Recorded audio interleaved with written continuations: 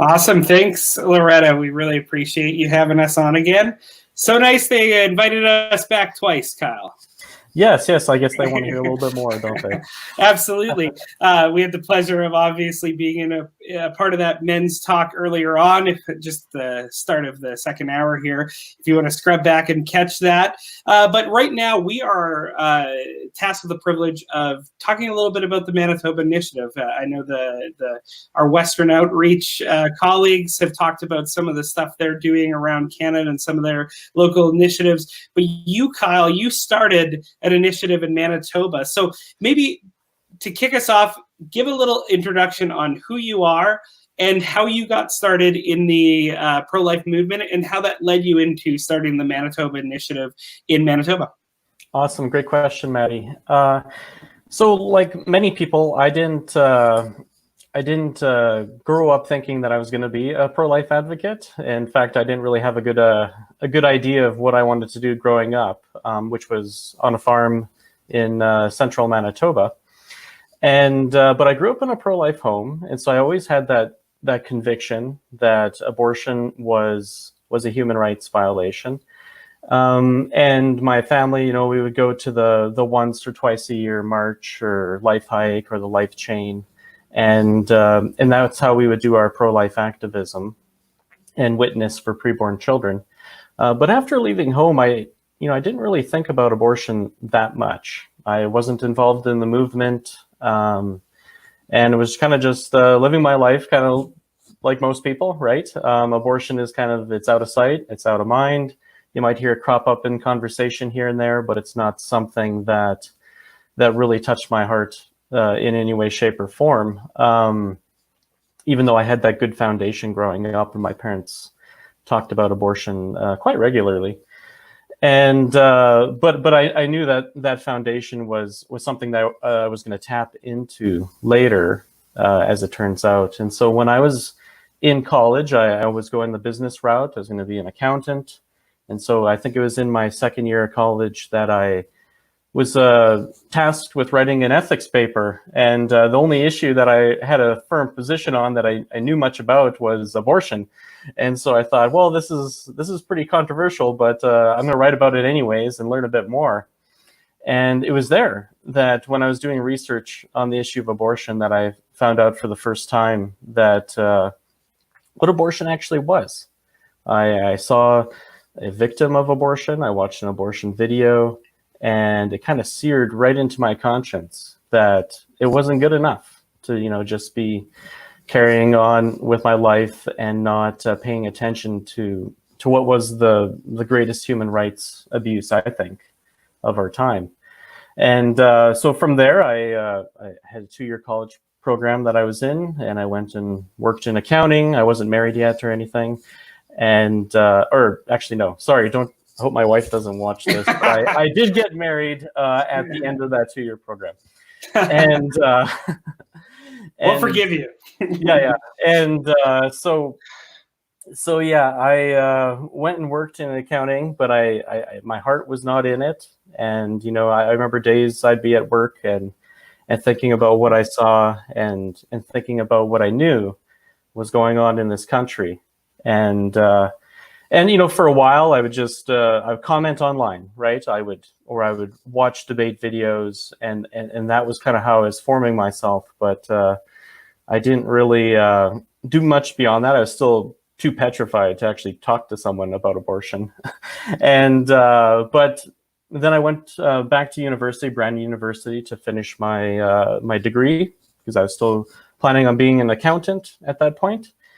And it was there that I made the resolve to get involved with the pro-life club, and there finally I was talking with people, having conversations about abortion on a regular basis, and I ended up going to the NCLN symposium. It's basically this a national symposium for university students that a major pro-life group puts on, and it was there that I was introduced to CCBR.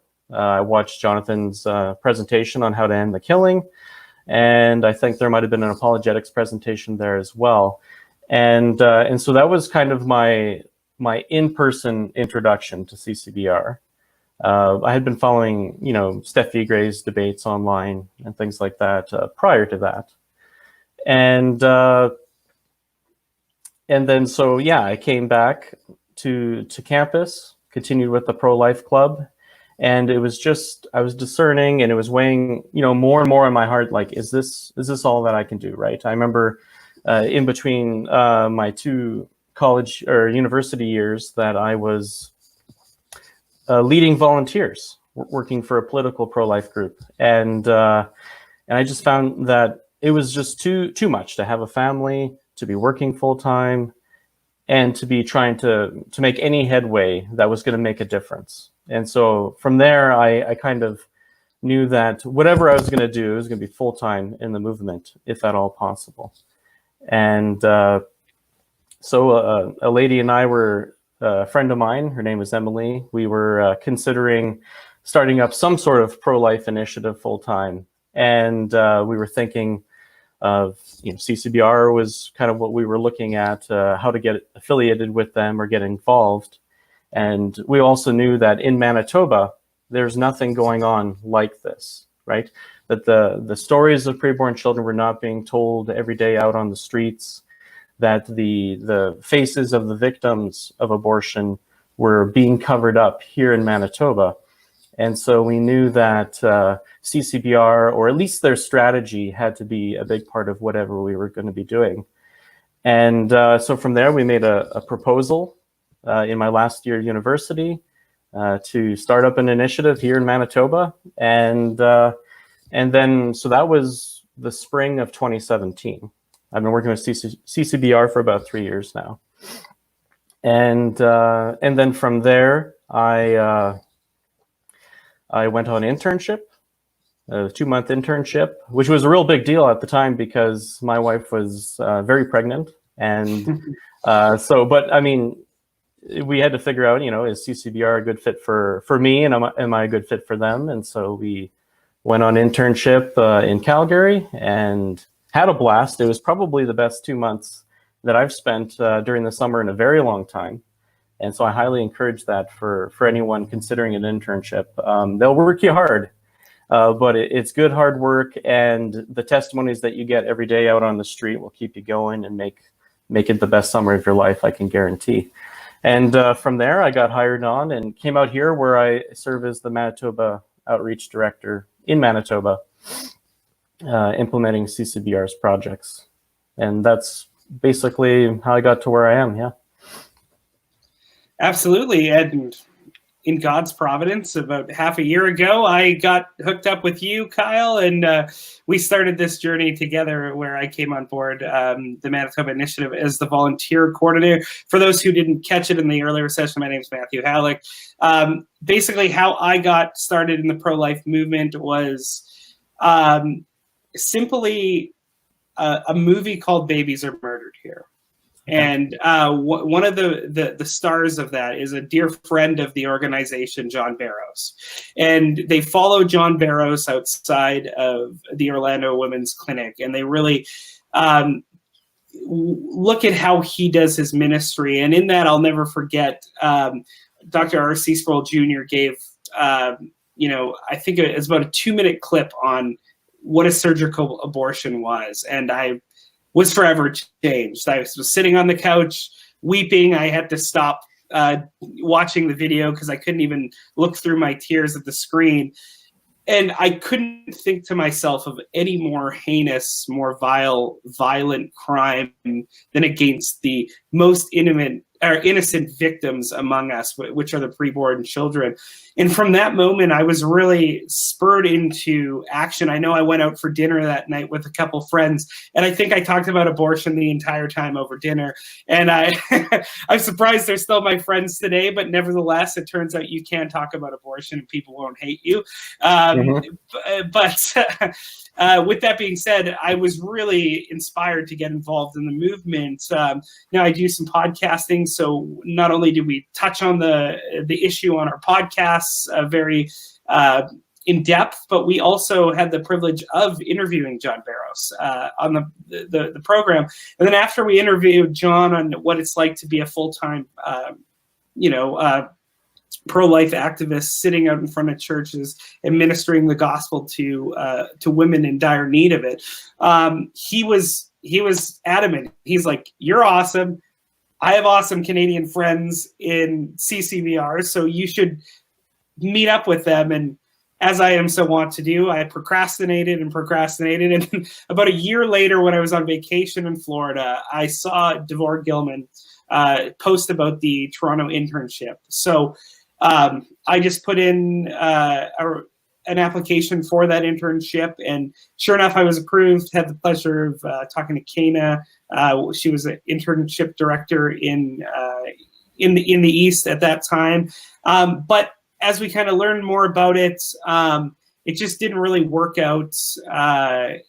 It didn't really work out for me to do the internship. But Kana was like, "But we do have a new opportunity, and that's Kyle's doing the Manitoba Initiative in Winnipeg. So maybe you could link up with him." And the rest is kind of history. I linked up with you. You got me in touch with Cam. I was able to go out to the Western Outreach Department, hang out with them. Had the pleasure of meeting Olivia and Danae, our return interns, as well during my time out there. And yeah, I got to see firsthand the work that CCBR does, the people who are involved in the program, and the apologetic that to present to people on the street that really changes hearts and minds on a frequent basis. So that's kind of how I got involved with you, and I'm very thankful to now call myself a member of the CCBR staff as well. Yeah, it's a great pleasure to have you on the team here, working to implement our strategy here. And really to save babies, to put an end to this atrocity, right? Absolutely. When you were talking about really formative experiences, another one jumped to mind for me. Not just like seeing the images for the first time, I found that very impactful, and that just sticks with you for a very long time. But what also that got me really thinking about abortion and really weighing on my heart. One thing that really gave me a lot of hope was seeing how people can just change their mind. Like we were out having conversations. We weren't doing choice chains, but we were on college campuses. We were sharing pamphlets with abortion victim photography, and we were just seeing, like I would talk to 10 people, and I would see 4 or 5 of them change their perspective quite a bit. And I remember even one time, it's kind of a sad story, but I really learned quite a bit from it. Was I was tabling with my pro-life group on campus, and it was on clubs days, right? So everyone's filing through this big common area, looking at all the different clubs. And I was running the table all by myself, and which maybe isn't the best idea, just to have a dude sitting there all by himself. But for the pro-life club, and I remember this lady came up to the table, a young college student, and she picks up this fetal model, and she looks at it, and then she looks at me, and she puts it down, and she said, "I didn't know they looked like that. I just had an abortion a few weeks ago." And then she just turns around and leaves. And I just, I didn't know what to say, right? But that really stuck with me, because I knew that if she had just seen a bit of the truth, maybe it was just a fetal model she needed to see. Maybe it was a picture of an abortion victim, or just having a good conversation about that, her baby would be here today, right? Because she was completely turned off of abortion when she found out what it was. Mm-hmm. And I just figured, you know what? If I was here a bit earlier, we would have a 3-year-old child. And so that really invigorated me to make the most of the rest of my time in college there, reaching out to people, and gave me a lot of hope that, you can make a big difference, even if not for that child, but for other children. Yeah. Absolutely. And I can speak to that same experience that, I had conversations with friends on abortion, or they had come to me about abortion, about pertaining it. And, I didn't know what to say. I didn't know how to counsel them. And, it's through the work of CCBR where I really not only learned good apologetics, but I was, inspired to reach out to people on this difficult issue, but they gave us a chance to minister to them as well. It's not just apologetics, it's also ministering. We do the head and heart conversation. David Sutherland says internship sounds like a great way to really get into CCBR work. I can't speak to that. I came in a little bit differently, but Kyle, maybe you can talk to that a little bit. Yeah, definitely. Yeah, the internship, I think, is an amazing experience. You do have to fundraise for it. And trust me, that is completely worth it, because you receive about, I think, a week or two of training, and continuous training all throughout the internship, how to be basically a world-class pro-life advocate, to be an expert in the field. And CCBR, we lead you out there day after day to have the conversation. You'll talk to hundreds of people and see dozens and dozens and dozens of people change their mind. And you'll see people change their mind every day out on the street. And that to me is very rewarding, because where else are you going to do that, right? Like, where else, most pro-life people haven't seen someone change their mind about abortion, and yet we offer an opportunity for people to see that every day. And afterwards, you might not want to stop. You might want to consider coming on staff, definitely. Mm-hmm. Absolutely. David Sutherland also says, it turns out you can talk about abortion and your friends won't hate you, quoting what I said, that he loves this. Don't hold me to that. A lot of it is the way that you approach the subject. And that's the beauty of CCBR, the internship, the volunteering, is we really do give you the equipment to go out there and talk to people, to make common ground, to really make the issue of abortion real to our neighbors across Canada, and really bring home good arguments to bear that deal with both the head and the heart of those that you're talking about. So I know I'm better equipped today, having worked with CCBR, than I was that first dinner to speak on the subject. But yeah, it is an amazing thing, and it's an amazing time to be trained at CCBR. But maybe, Kyle, let's get into what the Manitoba Initiative is, what's kind of our goal is, maybe a little bit of the unique challenges that we face in Manitoba. Every spot across Canada is a little bit different. So can you speak to that? What is the Manitoba Initiative's goal? What are we trying to do? Awesome. So the Manitoba Initiative is a project of CCBR. So we are part of the Canadian Centre for Bioethical Reform. We're on staff with them, Maddie and I. And what we do is we implement CCBR's strategy right here in Manitoba. And so what that looks like is doing the Choice Chain project, holding the handheld displays outside of high schools, on college campuses, where people are very vulnerable to abortion and very impressionable and open to the pro-life perspective and to changing their mind. And we also go door to door, especially in residential areas, but also in the communities that are just outside of Winnipeg. A lot of our work is done in Winnipeg, especially that's just where the post-secondary institutions are. So University of Manitoba, University of Winnipeg. And some of the challenges that we have, or maybe before the challenges, we can wrap it up talking about what the goal is. And so the goal, obviously, is to make abortion unthinkable through sharing abortion victim photography, presenting the evidence of what abortion is to the public, and then engaging in conversation using our street-tested apologetics with all Manitobans. And obviously, Winnipeg is the largest city in Manitoba, and so we do a lot of work there. Like I said, a lot of the educational institutions are there as well.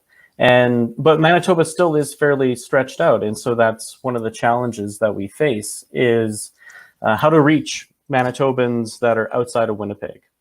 And so we are slowly branching out to more and more communities with our projects. Right now, we're working in communities that are within a drive of either Maddie and I, living in Winnipeg and just outside of Winnipeg. And so we're working in communities like Steinbach, like Winkler, Morden, and then obviously Winnipeg. So the challenges are that. And then also, since it's just 2 staff members, in Manitoba, we need to supplement, we need to magnify, to multiply our efforts, and that is through volunteers.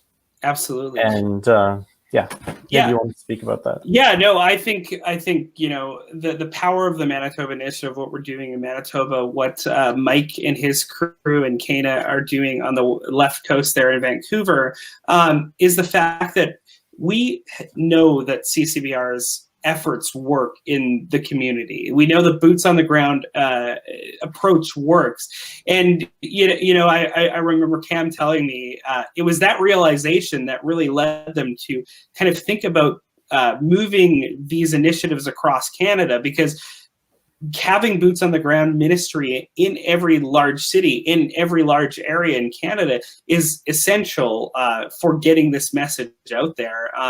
So that's the beauty of the initiatives like that we have in Manitoba, though very small, and same with Vancouver. And we're always looking to build it through volunteers and everything as well. And and you spoke to some of those challenges. Manitoba, very sparsely populated. It's not densely populated. A lot of what we do here is reliant upon us reaching out to smaller communities around the city, around the province, and getting people involved, just ordinary people involved in this movement. And I know having done some talks in smaller towns across Manitoba, I've just been so encouraged by people from those smaller areas who don't think they have a say, who don't think they can influence Ottawa, they don't think they can influence Winnipeg, they don't think they can make a change, but people can make a change, not only by becoming more educated through some of the programs that we can do, but also giving to the cause, joining the cause through financing as well, which is what this Giving Tuesday is all about, is joining the pro-life movement. And I want to be real serious when I talk to everybody. If you give to the cause of CCBR, you are a part of the pro-life movement. Don't feel like you're any less a part of it, because we can't do this work without your support. And that is really leads us to what we want to talk about in the conversation, the support of our volunteers. The greatest support that we could have is the support of our volunteers, especially in a small initiative like ours. Volunteers are the lifeblood of our organization, and we can't do it without them. So maybe let's jump into it. How important are volunteers? How do we recruit them? What do we do with our volunteers once we've engaged them in the conversation? Awesome. So how important are volunteers? Volunteers are essential. They are the lifeblood of what we are doing out here in Manitoba, like you had mentioned. Because when you think about it, like if we work back from the goal, right? We want to make abortion unthinkable. And what's the step before that? Well, we need to share abortion victim photography, and we need to have compassionate and compelling conversations with everyone that we want to become pro-life, which is all Manitobans. And so you and I, we can't do that. Like we just don't have the time. We don't have enough mouths and whatever else that is needed to do that. And so volunteers they're essential. They're integral to executing then the killing plan. And our goal is to have hundreds of volunteers here in this province, and that way we can ensure that tens and tens of thousands of conversations are happening every year. And so largely making abortion unthinkable in Manitoba is going to be the privilege of volunteers, I think. And we're just there to facilitate, to train, to encourage, to lead by example.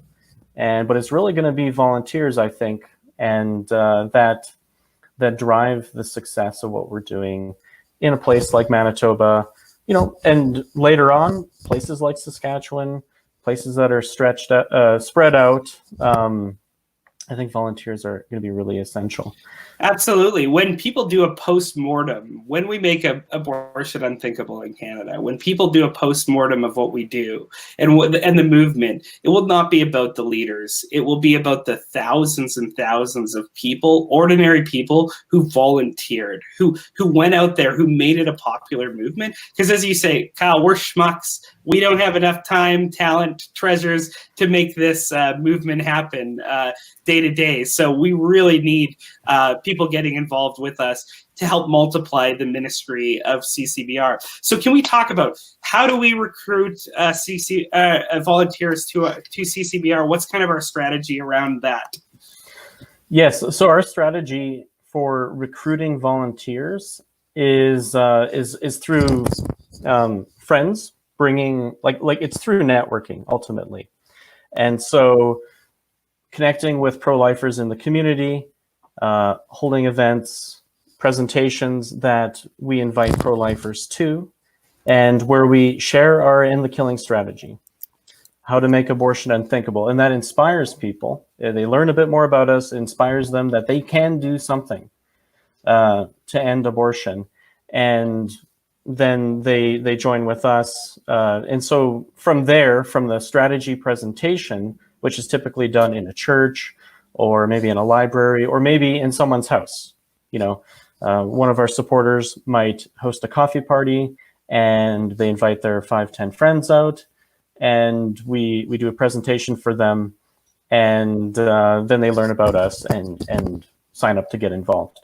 And then from there, it's a matter of training people, right? Because if you want to come out and do CCBR's projects, you need to receive official training from us, because we want to make sure that anyone who holds a sign or who is advocating for preborn children on our behalf or with us has the training that is necessary to put their best foot forward and to be a good face to the pro-life movement. And so, yeah, I would like so the training would take place either in a big, like in a library. You might have group training. It's 2 hours.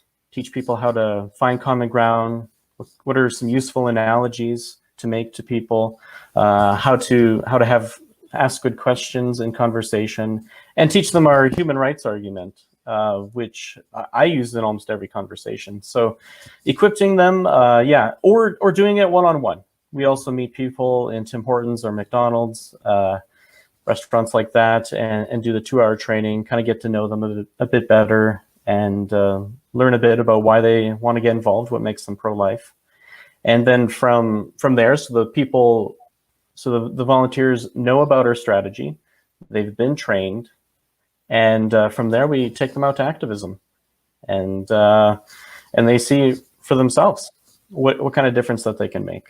Absolutely. And speaking of volunteers, we have some comments from some amazing volunteers. Sebastian Bordeaux, who I had the wonderful, distinct pleasure of sleeping on his floor for 2.5 weeks when I was out in Calgary. He is one of the most loyal volunteers out in Calgary, doing some amazing work out there. And he just says, CCBR is asking for so little. If you have the money, please donate. These people are some of the most self-sacrificing and loving people I know. The work is effective and lives have been saved. Thank you, Sebastian. We really appreciate it. Shout out to Rose Sanders as well, who says, woohoo, Manitoba Initiative. I hope I read that right. She put a lot of exclamation marks in that. So thank you, Rose. She is one of our dear friends and volunteers away in the initiative as well. Yeah. So let's talk about training. One of the greatest hurdles for getting people involved in the pro-life movement, hurdle for me, hurdle for you, fear. Mm-hmm. We don't want to have the conversation because we know it can lead to backlash. We're afraid to have it. It's uncomfortable. It's awful. We dread every second of it.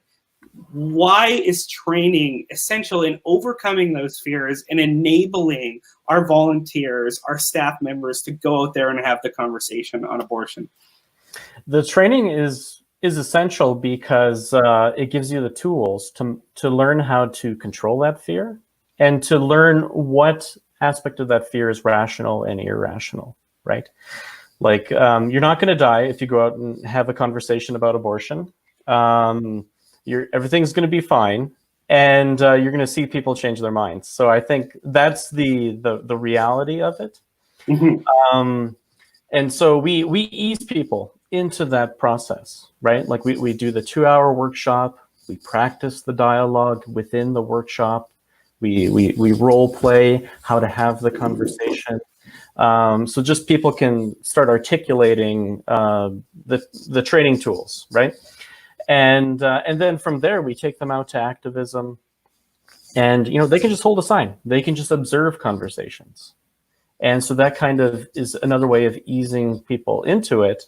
And then when they're ready to have a conversation, they can just jump in, have half a conversation. If I'm standing right there, I can take over if they have difficulties. But just knowing that there is an experienced staff member nearby who can jump in to help you at any point in time gives people a bit more assurance. And then also knowing that training is ongoing, right? And, so after activism, we debrief, we talk about our conversations, talk about the struggles and the challenges, and then also how to overcome those, maybe what to say next time or what not to say. And I think the mentorship and the opportunity to have many, many conversations is what takes someone who is fearful, but motivated, they know that they need to do this, and alleviates that even before they start, but then also helps to completely eradicate that fear within a short period of time when they're having these conversations. Totally. And the realization that we're not superstars. We're just ordinary people. Like, I hate to burst the myth. Everybody at CCBR is an ordinary person who is putting themselves on the line to be advocates for the pro-life movement. We're not experts in the sense that we're doing something that you can't ever do. This is a group full of people like yourselves, the viewers, who can get involved in the work that we do right now, today, by volunteering. And I can't stress that enough. I would hate people to be afraid of getting involved in the movement because they think they can't do the things that we can do. We're not superheroes. I think our interns can attest to that. Some of them we have meek, mild-mannered people, super outgoing people. Doesn't matter where you are, what your background is, you can get involved. We will give you the practical tools to have those conversations, to influence the people in your lives, to go out and love your neighbor as yourself and have the conversations about the lives of the preborn and why they're so valuable, why they're worthy of protecting. And it puts you in a position where you can minister to the needs of your fellow Canadians as well. So I see some comments from Gideon Boateng and Thankful Sharon. They're just thanking us for the work that we're doing. And we really appreciate you guys. Like I said, we can't do this stuff without you getting involved. So we really appreciate it. Another thing is, like Rose has mentioned, that I always like the idea that if you have a voice, you're already on your way. That is so true. Anyone can do this. Like, if you have a good disposition, a good heart, and a heart for the preborn, you can volunteer. You can get involved. And if you think, well, I'm just gonna go online and I'm going to listen to all the debates. I'm gonna read this book. I'm gonna read those articles, and somehow I will be ready one day. That was me. I read and researched abortion for probably 18 months before I actually had a conversation on it. But besides online with people, which is always good to do. You don't know who's watching those comments that you make, so always put your best foot forward there. But and still, maybe it's my disposition that even when I had my first conversations, the words are hard to come out. Even though I had rehearsed the conversations in my head, what are the objections? What are the answers? And the thing is, you just have to go out and do it. You just have to go out there and get a bit of training before, and we can take someone, right from the ground up in a 2-hour workshop so that they can start having conversations. You just need to go out there, and you just need to get those first 10 conversations under your belt, and you're gonna be well on your way. But don't wait forever. Otherwise, you'll be waiting, day after day as 300 children die every day in this country. Absolutely. Even in the midst of this pandemic. Abortion's been labeled an essential service. That's why, even though we're confined to our house, what we're doing as pro-lifers is essential. even in the midst of the pandemic. Now, to pick up where Rose left off, my wonderful mother, Catherine Halleck, makes a great comment. She says, this is a great way to give the voice to the voiceless. Preborn children can't advocate for themselves. They need us. That's a perfect point. Rose makes mention that if you have a voice, you have a start. Why? Because the preborn do not have a voice in this. That's why we need you, wonderful listeners, to get involved with us, whether it's in Manitoba, whether it's in Calgary, whether it's in Vancouver, whether it's in Toronto. We want you to be a part of our team. We really appreciate the support and the love, and especially on Giving Tuesday now, the support financially. It enables us to do the work that we're doing. So maybe we can talk a little bit before we wrap up here, Kyle, about what are we doing as an initiative in the time of the pandemic that we find ourselves? Yes, because I think it's really important that we don't use this crisis, right, and waste it away. Abortion is still an essential, or it's deemed an essential service, right, here in Canada, while they're rerouting resources in hospitals towards dealing with COVID-19, or rerouting and putting off elective surgeries and whatnot so that they can work on what is most necessary in this time where many people can't even go out and continue with their livelihoods because they've been deemed non-essential. Abortion is deemed essential. And that shows you how much Canada loves abortion and how much our work is desperately needed. I think that pro-life work is needed more now than at any other point in time, because adults in this country have we're doing everything we can to save our own skins and our own lives, and I'm all for saving life. Like, don't get me wrong, but we're saying what is essential to society moving forward is that we allow the killing of preborn children to achieve that end, which just doesn't make sense in my view, but it just shows how urgent our work is. And so what we're doing now at CCBR is we're not allowed to be out on the streets, and not allowed to, the campuses and the schools have let out anyways. And so what we're doing is we've moved online. We've greatly increased our online presence and grown our reach there by thousands and thousands of people sharing abortion victim photography online through sites like Facebook. We just got on TikTok. I guess that's where the young kids are. So you got to go where the people who are vulnerable to abortion go, right? And then Instagram as well. And we're releasing content there. And I think that's revolutionizing how we do pro-life outreach. So that's one good that's being drawn out of this pandemic. And then also, we are not wasting this opportunity to connect with other pro-lifers and to give them the training that they need.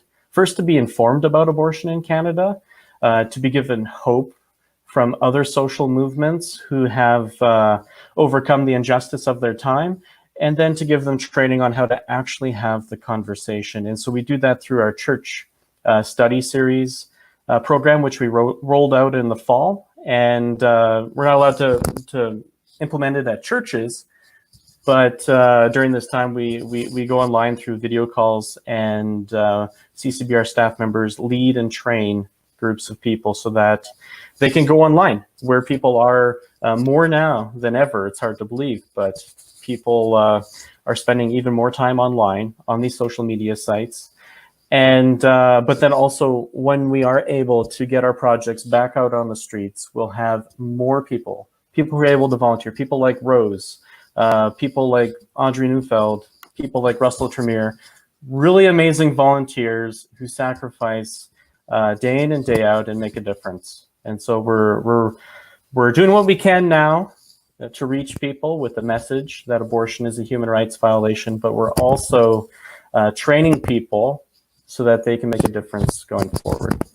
Absolutely. And you make mention of the church outreach series that we're doing online right now.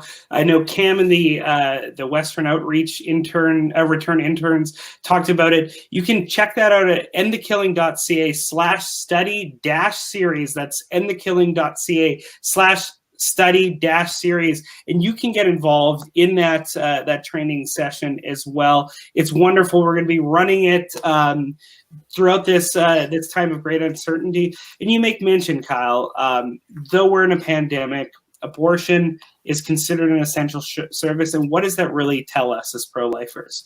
It shows us what we're up against, right? The fact of the matter is there's more money, there's more time, there's more energy being put into ensuring that babies are killed in Canada than they are in being saved. That's why when we're talking about needing each and every one of every person with pro-life convictions to stand up and get involved, whether it's through time, treasures, or talents, we need your help today, and we need it desperately because this is an urgent human rights violation in Canada. No, exactly. And we know also that with this pandemic, with the anxiety that people have around the future, the uncertainty, that abortion is probably going to rise because of the economic conditions. And so, like I had mentioned earlier, and like you've mentioned, the pro-life movement is needed more now than at any other point in time. And so please get involved with us. Absolutely. Absolutely, man. Well, I am so appreciative as someone who works with you that you took the chance, you stepped out, you took a risk, and you started this initiative here in Manitoba. We're so thankful for the amazing volunteers. It doesn't matter if you've done it once, twice, thrice, or you're out there weekly. We could not do it without you. Our faithful donors, everybody who keeps the lights on and keeps us doing things like this, you are an essential part of what we do. And that's why it's a great opportunity for us to gather in this medium on a live stream across the internet when we can't gather together in person, to be able to gather together and talk about something that we share, a common goal that we share, and that's ensuring that the preborn are protected under the law and educating Canadians effectively and efficiently on how to, on who the preborn are and how to get involved in the fight for their lives. So that is a huge part of what we're trying to do across the country and here specifically in the Manitoba initiative as well.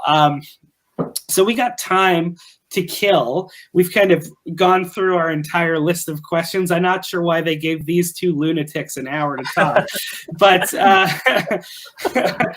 we'll have to file a complaint for that one. Yeah, nevertheless, here we are. Kyle, maybe you can talk about just the effectiveness of the apologetic, because I know me getting started, I thought going out there maybe once or twice I'll change a mind if I'm lucky.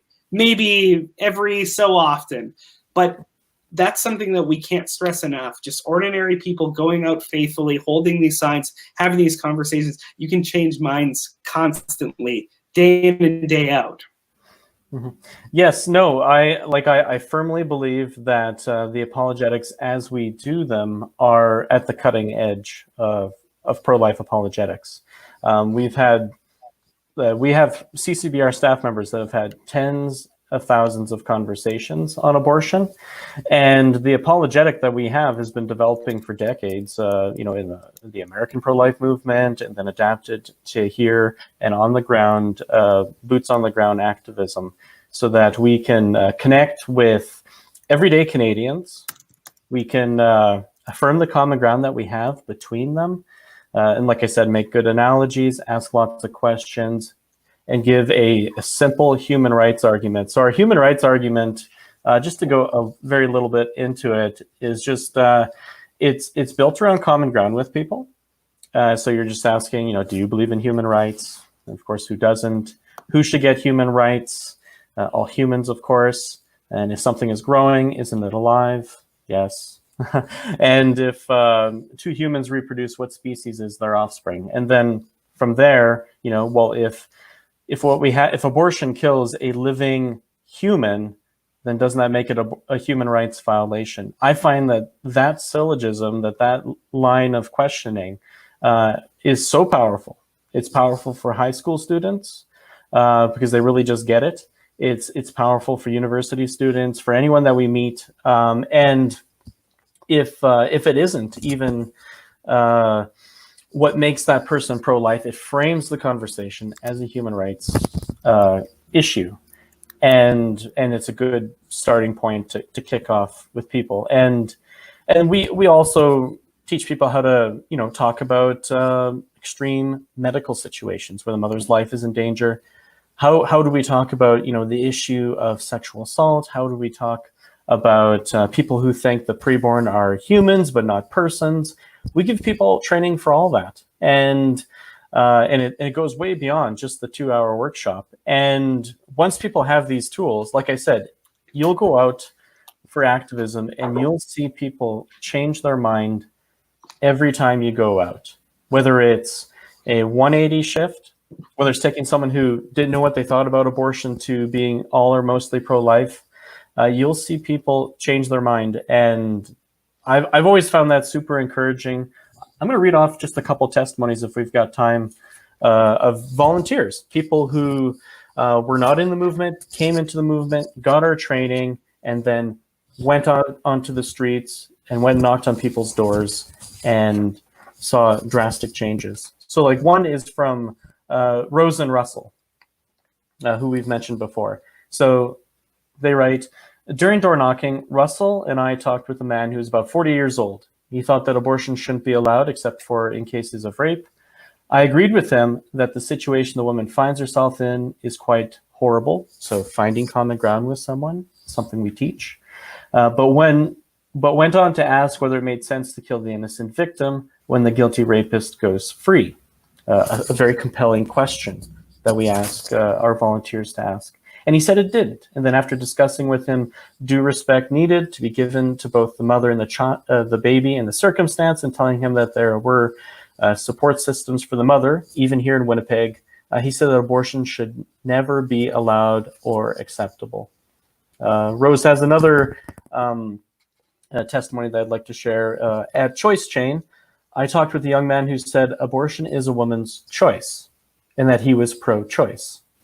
He clarified that human rights only apply when they are out of the womb. So this is someone who thinks abortion is acceptable through all 9 months of pregnancy, which is what the law allows for in Canada. And I questioned his reasoning by comparing a premature 22-week born fetus, a preborn child, or a born child at that point, I guess, but 22 weeks, with a late-term 40-week fetus, and asking if this meant one had become human sooner than the other one. And he said, no, the 22-week fetus was human, whether they were in the womb or not. And then they improved upon that by working backwards to when does human life begin, that we can all agree on, a definite starting point, which is fertilization. And then he agreed with me that human rights begin from the moment of fertilization and that abortion violates the child's human rights. And he left and turned me and thanked me again for the clarification. And so we see testimonies like this every week, daily, when we go out onto the campuses, when we go to knocking on people's doors, bringing the message to them. And I think the reason this happens is because it's not that Canadians have heard a compelling pro-life message. They've heard the best that we have to offer and then rejected it because it was rationally inferior. But rather it's that Canadians have not even heard the message to begin with.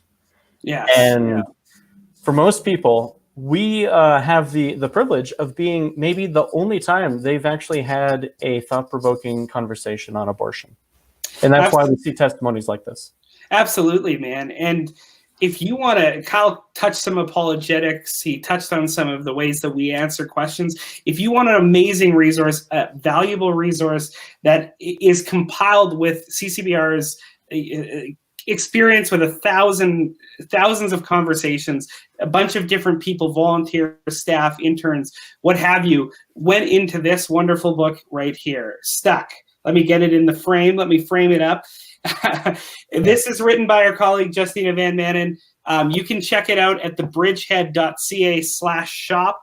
Go there, buy it, get started on the apologetics, learn a little bit about CCBR's approaches, and then do your darndest to get involved in the movement, whether it's by giving your time, treasures, or your talents through volunteering, coming on staff, whatever it may be. We are so thankful to have so many amazing people all across Canada, ordinary people just doing extraordinary work. And that's what CCBR is all about. So